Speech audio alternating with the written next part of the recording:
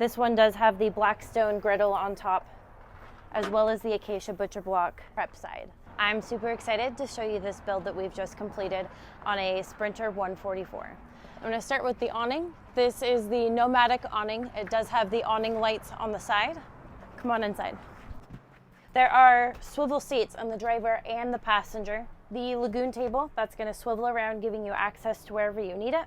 The double jump seat, that just folds down, clicks up into place, and then very easily goes back when you don't need that. Overhead storage. In this cabinet, there's access to the Starlink that's mounted on the roof.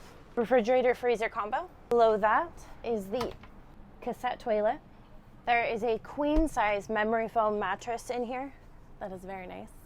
Above the bed is the AC unit. That is a Nomadic X2 AC unit. There's a 24-inch TV. It is mounted so that it can swivel around when you do want to watch that. Underneath the sink is the single induction cooktop and the hot water heater. All right, join me around back. This van is equipped with 800 amp hours of lithium-ion battery. Access to all of the electrical components are going to be in this left-hand cupboard. And on the other side is a 33-gallon over-the-wheel well water tank, giving you so much water while you're out on the road. There is the outdoor shower port as well. That'll just secure into here.